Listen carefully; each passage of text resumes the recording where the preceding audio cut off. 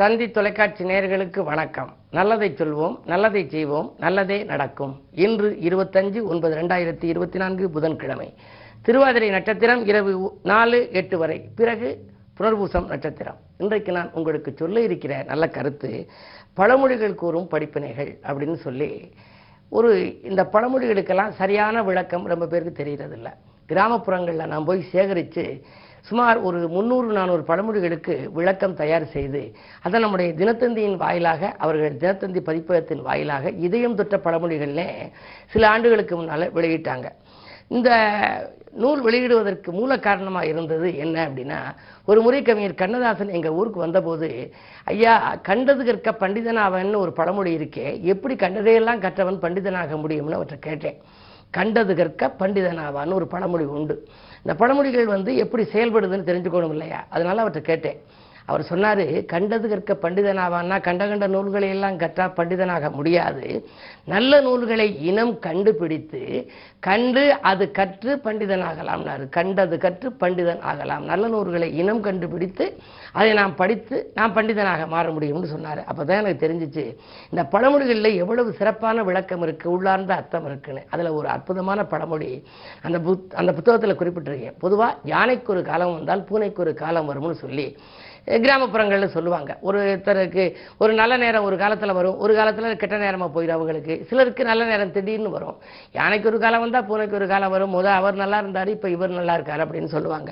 உண்மையில் யானை பூனை அப்படிங்கிறது ஒரு காலத்தில் யானைப்படை இருந்துச்சு, இப்போ பூனைப்படை. அதெல்லாம் அர்த்தம் இல்லை. என்ன சரியான விளக்கம் அப்படின்னா, நெய்க்கு ஒரு காலம் வந்தால் பூ நெய்க்கு ஒரு காலம் வரும் அப்படின்னு அந்த பழமொழியினுடைய விளக்கம்.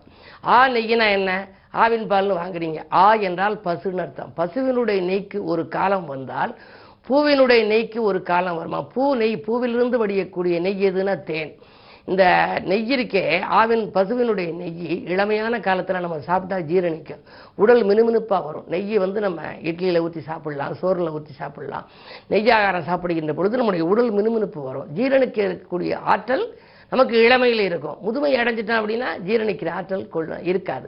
நெய் பலகாரங்கள் சாப்பிடாங்க, எண்ணெய் பண்டங்கள் எல்லாம் தள்ளிருங்கன்னு சொல்லி மருத்துவர்கள் சொல்லுவாங்க.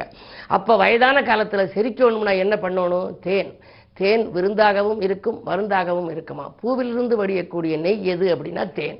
அந்த தேனை நம்ம உள்ளங்கையில் வச்சு ஒரு ஸ்பூன் சாப்பிட்டா கூட போதுமா, ஜீரண சக்தி நன்றாக இருக்கும், ரத்த விருத்தி நல்லா இருக்குங்கிற. நெய்க்கு ஒரு காலம்ங்கிறது இளமை காலம். முதுமை காலத்திலே பூவிலிருந்து வடியக்கூடிய நெய்யான அந்த தேன் நாம் சாப்பிட்டோம்னா நம்ம உடல்வாகு சிறப்பாக இருக்கும், ஜீரண சக்தியை கொடுக்குமா. நெய்க்கு ஒரு காலம் வந்தால் பூ நெய்க்கு ஒரு காலம் வரும். எப்படி முன்னோர்கள் அழகான கருத்தை ஒரு வரிக்குள் பதித்து வைத்திருக்கிறார்கள் என்பதை ஆராய்ந்து பாருங்கள். இப்படி எண்ணற்ற பழமொழிகள் நம்முடைய வாழ்க்கையிலே இடம்பெறுகின்றன. அவற்றையெல்லாம் நீங்கள் தெரிந்து கொண்டால் ஆச்சரியப்படுவீர்கள். தொடர்ந்து இந்த தந்தி தொலைக்காட்சியிலே சொல்வேன் என்று சொல்லி இனி இந்திய ராசி பலன்களை இப்பொழுது உங்களுக்கு வழங்கப் போகின்றேன். மேசராசி நேயர்களே, உங்களுக்கெல்லாம் இன்று வெற்றி வாய்ப்புகள் வீடு தேடி வருகின்ற நாள். நீங்கள் விரும்பும் பொருட்களை எல்லாம் வாங்கி மகிழ்வீர்கள். உத்தியோகத்தை பொறுத்தவரை உங்களுக்கு கேட்ட சலுகைகள் கிடைக்கும். தொழில் புரிபவர்களாக இருந்தால் திட்டமிட்ட காரியங்கள் திட்டமிட்டபடியே நடைபெறும். புதிய பங்குதாரர்கள் வந்திணைந்து பொருளாதாரத்தை பெருக்கிக் கொடுப்பார்கள். ராஜநாதன் செவ்வாய் 3இல் இருக்கின்றதனாலே முன்னேற்ற பாதையில் அடியெடுத்து வைப்பீர்கள். தைரியமும் தன்னம்பிக்கையும் கொண்டு நீங்கள் செய்கின்ற ஒவ்வொரு செயல்களிலும் இன்றைக்கு வெற்றி கிடைக்கப் போகின்றது. இந்த நாள் யோக நாள்.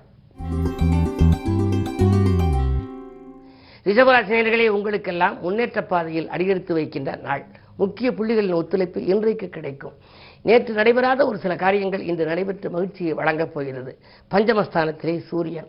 எனவே பிள்ளைகளுக்கு அரசு வேலை கிடைக்கவில்லை என்று சொல்லி நீங்கள் நினைத்திருந்தால், அவர்கள் வேலைக்கு முயற்சி செய்திருந்தால் அந்த வேலைகள் இன்று கிடைக்கலாம். அதன் மூலம் உதிரி வருமானங்களும் வரும். 11இல் ராகு இருப்பதால் பயணங்கள் அதிகரிக்கும். அயல்நாட்டிலிருந்து கூட உங்களுக்கு அழைப்புகள் வரலாம். இந்த நாள் நல்ல நாள். மிதுன ராசி நேயர்களே, உங்களுக்கு சந்திரன் ராசியிலேயே இருக்கின்றார். சந்திர மங்கள யோகம். குடும்பத்திலே இன்றைக்கு ஒரு சுப நிகழ்வு நடைபெறப் போகின்றது. மணவிழா, மணிவிழா, முத்து விழா, பவள விழா என்று ஏதேனும் ஒரு விழா நடைபெறுவதிலே தாமதம் இருந்தால் அந்த தாமதங்கள் இன்று தகர்த்தெறியப்படும். இன்றைக்கு உடன்பிறப்புகள் உறுதுணையாக இருப்பார்கள். வாங்கல் கொடுக்கல்கள் சிறப்பாக இருக்கின்றது. உத்தியோகத்தை பொறுத்தவரை உங்களுடைய திறமைக்கு அங்கீகாரம் கொடுக்கப்படும். இந்த நாள் மிகச்சிறந்த நாள். கடகராசி நேயர்களே, வக்ரச்சனையின் ஆதிக்கம் இருப்பதனாலே தக்க பலன்கள் உங்களுக்கு கிடைக்கும். வெற்றிக்கனியை எட்டி பிடிக்கக்கூடிய நாளாகவே இந்த நாள் இருக்கின்றது. வேண்டிய தொகை உங்கள் கரங்களிலே புரளும்.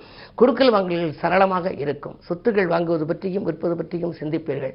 இன்றைக்கும் மிக குறைந்த விலைக்கு வாங்கி போட்ட சொத்து இன்றைக்கு அதிக விலைக்கு விற்று அந்த மூலதனத்தை கொண்டு சுயதொழிலை கொஞ்சம் பலப்படுத்திக் கொள்ளலாமா என்று கூட சிந்திப்பீர்கள். பொது வாழ்வில் இருப்பவர்களுக்கு நல்ல பொறுப்புகள் கிடைக்கலாம். சிம்மராசி நேயர்களே, கண்டகச்சனையின் வலிமை கொஞ்சம் குறைந்திருப்பதனாலே உங்களுடைய வாழ்க்கை தேவைகள் பூர்த்தியாகும். அன்பு நண்பர்களின் ஆதரவு கிடைக்கும். அருகில் இருப்பவர்கள் உங்களுக்கு உறுதுணையாக இருப்பார்கள். அதே நேரத்தில் தொழில் கூட்டாளிகள் உங்களுக்கு வருமானம் உயர வழிகாட்டுவார்கள். அஷ்டமத்திலே ராகு இருப்பதனாலே பயணங்கள் அதிகரிக்கும். அலைச்சல் இருந்தாலும் ஆதாயம் உண்டு. 10ல் குரு இருப்பதனாலே இருக்கும் பதவியிலிருந்து வேறொரு பதவியை நீங்கள் எதிர்பார்த்து காத்திருந்தால் அது தானாகவே கிடைக்கக்கூடிய ஒரு யோகமும் உண்டு. இந்த நாள் நல்ல நாள். கன்னிராசி நேயர்களே, உங்களுக்கு ஜென்மத்திலே கேது. மன நிம்மதி எள்ளளவும் இருக்காது. நீங்கள் எதை செய்ய நினைத்தாலும் செய்ய இயலாமல் போகலாம். மேலதிகாரிகள் இணக்கமாக நடந்து கொள்ள மாட்டார்கள். உத்தியோகத்தை பொறுத்தவரை உங்களுக்கு பிரச்சனைகள் வரலாம்.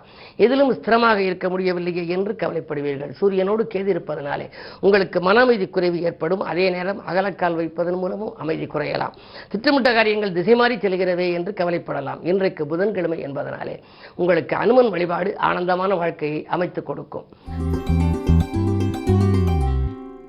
துலாம் ராசி நேயர்களே, உங்களுக்கெல்லாம் ராசியிலேயே சுக்கிரன் நன்றாக இருந்தாலே அக்கறை செலுத்தாத காரியத்தில் கூட ஆதாயம் கிடைக்கும் என்பார்கள். எனவே பணம் பல வழிகளிலிருந்து பைய நிரப்பும். பணியிட மாற்றம் பற்றிய செய்தி வரலாம். தேவைப்பட்ட நேரத்தில் தேவைப்பட்ட உதவிகள் உங்களுக்கு கிடைக்கும். மாற்று கருத்துடையோர் மனம் மாறுவார்கள். கூட்டு முயற்சிகளிலிருந்து நீங்கள் விடுபட்டு தனித்து இயங்கலாமா என்று கூட சிந்திப்பீர்கள். செவ்வாய் பலம் நன்றாக இருப்பதனாலே உடன்பிறப்புகள் வழியில் உங்களுக்கு ஒரு ஒத்துழைப்பும் கிடைக்கும். அவர்கள் உறுதுணையாக இருந்து உங்கள் கடன் சுமை குறையவும் வழிகாட்டுவார்கள். இந்த நாள் நல்ல நாள். விருச்சிக ராசி நேயர்களே, உங்களுக்கு சந்திராஷ்டமம். எதை செய்தாலும் யோசித்து செய்ய வேண்டும். வழிபாட்டின் மூலமே வளர்ச்சி காண இயலும். வாழ்க்கை தேவைகள் கடைசி நேரத்தில் தான் பூர்த்தியாகும். அதிகார பதவியில் உள்ளவர்களை பகித்துக் கொள்ள வேண்டாம். வாங்கல் கொடுக்கல்கள் சீராகவும் சிறப்பாகவும் இருக்க வேண்டுமானால் நீங்கள் பதற்றத்தை தவிர்க்க வேண்டும். நிதானத்தை கடைபிடிக்க வேண்டும். 12ஆம் இடத்திலே சுக்கிரன். பயணங்கள் உங்களுக்கு அமையும். அலைச்சல் இருக்கும். ஆனால் அலைச்சலுக்கேற்ற ஆதாயம் கிடைக்காது. வாகனங்களில் செல்லும் பொழுது கொஞ்சம் கவனமாக செல்வது நல்லது. உறவினர் வழியில் உங்களுக்கு ஏதாவது ஒரு தொல்லைகள் வரலாம். எனவே மிக மிக கவனமாக இருக்க வேண்டிய நாள் இந்த நாள். கடவுள் வழிபாடு உங்களுக்கு கை கொடுக்கும் என்பதனாலே இன்றைக்கு பெருமாள் வழிபாடு உங்களுக்கு பெருமை சேர்க்கும். தனுசு ராசி நேயர்களே, உங்களுக்கெல்லாம் தடைகள் அகலுகின்ற நாள். தன்னிறைவு ஏற்பட போகின்றது. உலாவரும் கிரகங்களால் உன்னத நிலையை அடையப் போகின்றீர்கள். செவ்வாய் சந்திரன் 7ல் இருப்பதனாலே எண்ணங்கள் எளிதில் நிறைவேறும். நினைத்த காரியத்தை நினைத்த நேரத்தில் செய்து முடிப்பீர்கள். அதிகார வர்க்கத்தினரின் ஆதரவோடு ஒரு புது முயற்சிகளிலே வெற்றி காண்பீர்கள். உத்தியோகத்தில் உங்கள் கை ஓங்கும். நேற்று குறை கூறிய மேலதிகாரிகள் இன்று உங்களுக்கு நிறைவாக நல்ல பலன்களை வழங்கப் போகின்றார்கள். இந்த நாள் உங்களுக்கு ஒரு இனிய நாள். மகர ராசி நேயர்களே, கல்யாண கனவுகள் நனவாகும் நாள். கடன் சுமை உங்களுக்கு குறைய புதிய வழிபிறக்கும். 2லே சனி இருப்பதனாலே கொடுத்த வாக்கை காப்பாற்றுவீர்கள். வள்ளல்களின் ஒத்துழைப்பு வங்கிகளின் ஒத்துழைப்பு உங்களுக்கு கிடைக்கும். பொது வாழ்வில் இருப்பவர்களுக்கு நல்ல பொறுப்புகள் வரலாம். வந்த பொறுப்புகளை ஏற்றுக்கொண்டு நீங்கள் செயல்பட்டு மக்கள் செல்வாக்கை அதிகரித்துக் கொள்ளப் போகின்றீர்கள். 6லே செவ்வாய் இருப்பதனாலே புதிய பொறுப்புகள் வருவதை ஏற்றுக்கொள்வதில் தவறில்லை. 3லே ராகு இருக்கின்றார். எனவே அயல்நாட்டு முயற்சிகளிலும் உங்களுக்கு வெற்றி கிடைக்கும். அதற்கு உடன்பிறப்புகள் உறுதுணையாக உங்களுக்கு இருப்பார்கள். இந்த நாள் உங்களுக்கு மேலும் இனிய நாளாக அமைய வேண்டுமானால் ஆஞ்சநேயர் வழிபாடு உங்களுக்கு கை கொடுக்கும். கும்பராசி நேயர்களே, ஜென்மச்சனி வக்ரம் பெற்றிருக்கின்றார். ஆரோக்கிய தொல்லை உண்டு. கொடுத்த வாக்கை காப்பாற்ற இயலாது. கூடுதல் லாபம் தொழில் கிடைக்கும் என்று நம்பி நீங்கள் செய்த முயற்சிகளில் எல்லாம் வெற்றி கிடைப்பது அரிது. உடன் இருப்பவர்களை கொஞ்சம் அனுசரித்துக் கொள்ள வேண்டும். உங்களுடைய முன்னேற்றத்தை சக ஊழியர்களிடம் பகிர்ந்து கொள்ள வேண்டாம். செவ்வாய் 5ல் இருப்பதனாலே பிள்ளைகளால் சில பிரச்சனைகள் வரத்தான் செய்யும். அதை சமாளிக்கக்கூடிய சூழலும் உங்களுக்கு உண்டு. இந்த மதியத்திற்கு மேல் உங்களுக்கு மனக்கலக்கம் தரும் தகவல் கூட வரலாம். மீனராசி நேயர்களே, உங்களுக்கு அலைபேசி வழியில் வருகின்ற தகவல் ஆச்சரியப்பட செய்யும். அன்றாட பணிகளை நன்றாக செய்து முடிப்பீர்கள். அதிகார பதவியில் உள்ளவர்களின் ஆதரவு உங்களுக்கு கூடுதலாக கிடைக்கும். மருத்துவ செலவுகள் குறையும். மகிழ்ச்சி கூடும். திட்டமிட்ட காரியங்கள் திட்டமிட்டபடியே நடைபெறப் போகின்றது. முன்னேற்ற பாதையில் இருந்த முட்டுக்கட்டைகள் எல்லாம் அகலப் போகிறது. 4லே செவ்வாய் இருந்து 10ஆம் இடத்தை பார்ப்பதனாலே புதிய ஒப்பந்தங்கள் அடுக்கடுக்காக வரலாம். உத்தியோகத்தில் மேலதிகாரிகள் இணக்கமாக நடந்து கொள்வார்கள். கேட்ட சலுகைகளை கொடுப்பார்கள். இந்த நாள் உங்களுக்கு ஒரு மிக மிக யோகமான நாள். மேலும் விவரங்கள் அறிய தினத்தந்தி படியுங்கள்.